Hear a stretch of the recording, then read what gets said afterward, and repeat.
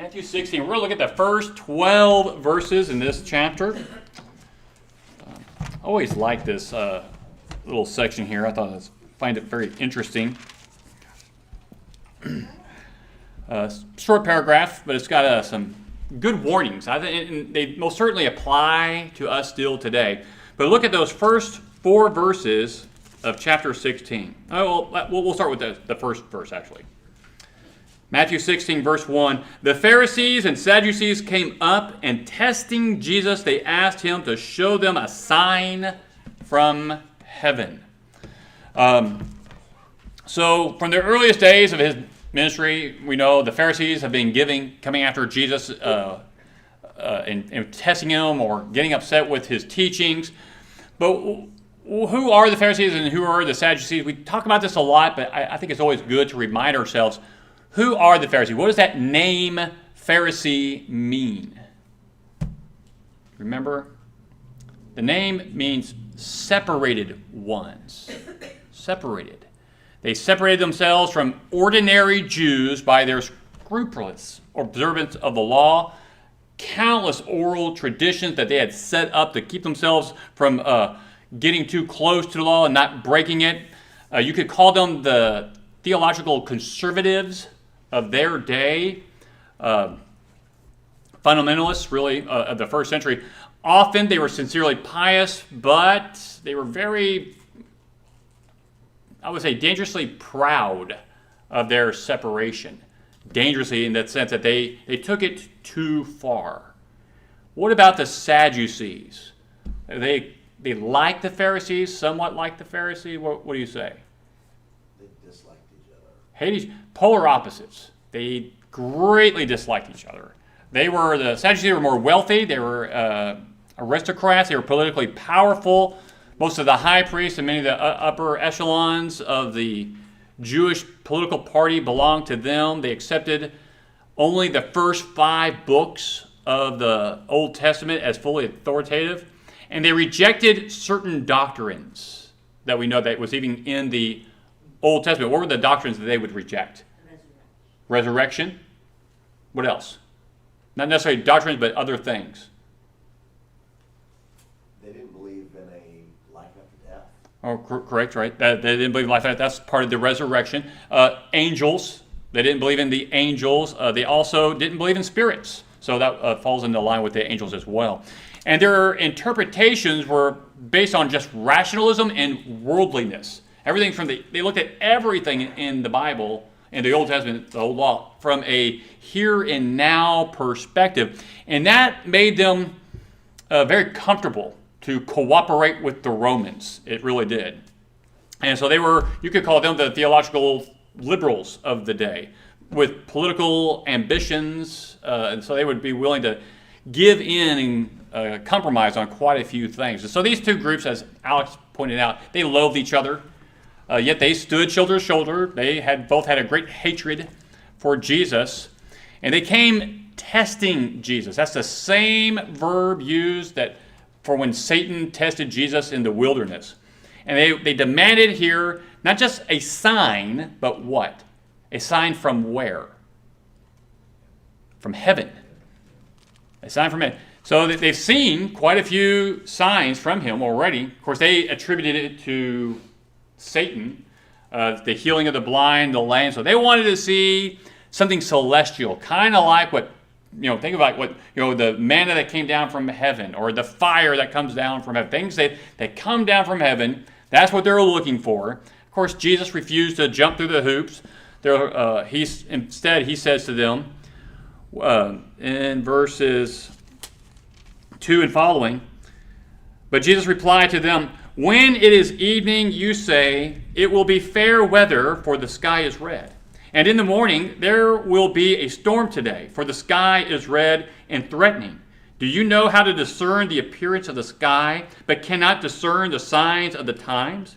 An evil and adulterous generation seeks after a sign, and a sign will not be given it except the sign of Jonah. Except for the sign of Jonah. What is Jesus getting at when he talks about looking at the sky? and discerning the sky. What is he getting at when he says those things? You're able to look up at the sky, and you can discern what's coming. Kind of like, I was hoping Blake would be here. What do the sailors say? They even still use this phrase in the Navy today about the sea. Red sky at night. Sailors delight. Red sky in the morning. Sailors take warning. That's right. Red sky at night, sailors delight. Red sky in the mornings, sailors take warning. And that was a way of determining whether or not it was going to be good weather or bad weather. And even the Pharisees and Sadducees knew this in that day and age, a very common thing. If you were going to go get out on the sea, they knew this. And Jesus said, you can see and read this. But here I am performing all these miracles with the words that I'm saying, and you cannot even read that obvious sign. And you are asking for a sign from heaven now. So he's telling them, you're eye deaf. You can't see and hear the things with your eyes. They can predict all these things, but refuse to recognize the truth standing right before them. So he calls them an evil and adulterous generation. Later, in verses 5 through 12, he gives a warning. We're going to kind of skip ahead a little bit to his disciples. It says there in verse 5, and the disciples came to the other side of the sea, but they had forgotten to bring any bread. And Jesus said to them, watch out and beware the leaven of the Pharisees and Sadducees. Beware the leaven of the Pharisees and the Sadducees. Sorry, I lost my spot. Verse 7. Thank you. Verse 7. And they began to discuss among themselves, saying, he said that because we did not bring any bread. I didn't put it in my notes. Well, so he tells them, beware of the leaven of the Pharisees and Sadducees. And the disciples' first thought is, oh, he said this because we didn't bring any bread. Now, why would they say that? Why would they think that way? Because that's what's in bread. Okay, because that's what's in bread. And they're thinking, well, we didn't bring any. So in the disciples' minds, what are they thinking? Why didn't you bring any bread? He knows we didn't bring anything. We didn't prepare. And, of course, Jesus gets on to them about that. Aware of this, in verse 8, he said, you men of little faith, why do you discuss among yourselves that you have no bread? Do you not yet understand or remember the 5 loaves of the 5,000 and how many baskets full you picked up? Or the 7 loaves of the 4,000 and how many large baskets full you picked up? How is it that you do not understand that I did not speak to you concerning bread? But beware of the leaven of the Pharisees and Sadducees. I can almost imagine him getting that last part, and he goes, but beware the leaven of the Pharisees and Sadducees. Get it? Think. And then of course they were like, oh, I see what he's saying. And what is he saying? The teaching. What's that? He's saying that the leaven in the bread,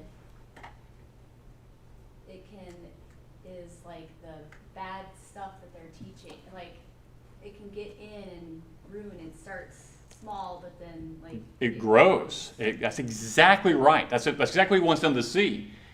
I looked it up. How much yeast does it take to fully permeate 50 pounds of flour you're going to make bread? I mean, you would think a lot. I would think it's a lot. 8 ounces. 8 ounces of yeast if you want to make bread with 50 pounds of flour, according to Grok. Because I really don't know myself. I asked it. Just plain old bread. But the point is simply, it doesn't take much. And it always starts small. When you look at the Pharisees and the Sadducees in the days of Jesus, it had permeated through their whole society. All the Jews thought the way they did. Even in the beginning when Jesus had offended the Pharisees, his own disciples came and said, Lord, do you not know that you have offended them? because those are the religious elites. They're the teachers. And so now he's telling them, be aware of that. And we don't have much time. I don't want to go over, but I do want to hit on that.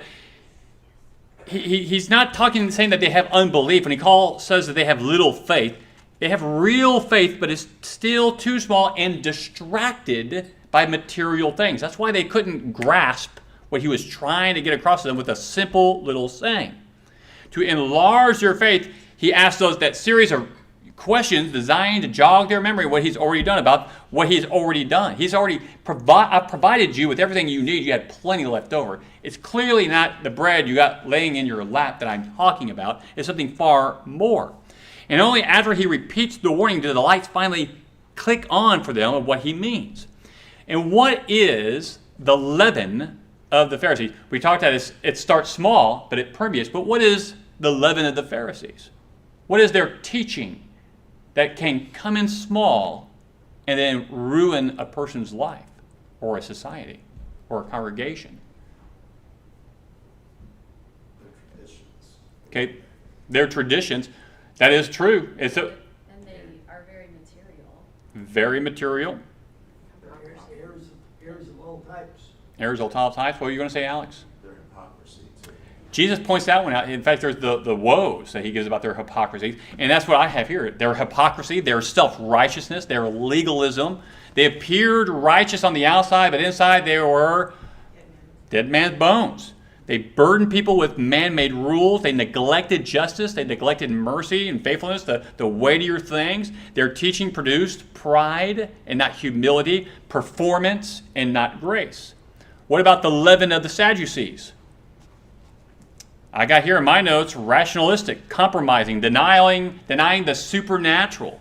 They rejected the resurrection and the spirit world because such doctrines were inconvenient in the political atmosphere that they were arranging with their worldly philosophies.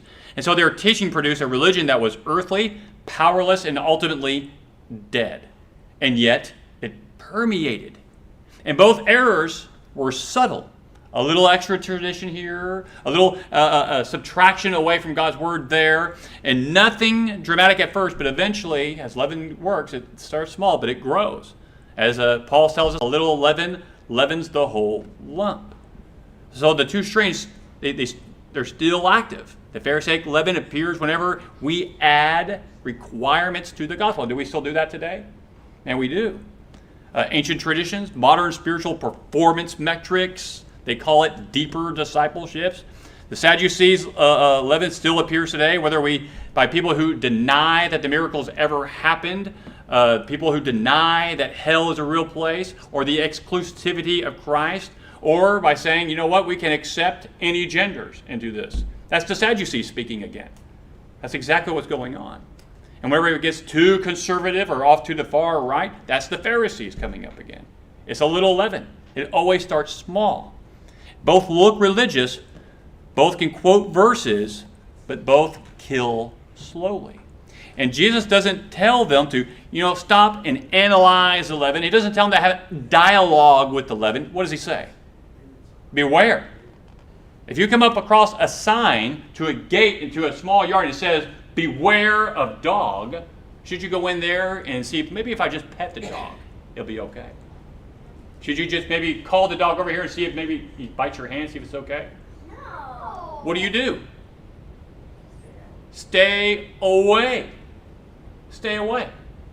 You see this kind of leaven, you stay away from it. Don't let it permeate into the congregation or into your life.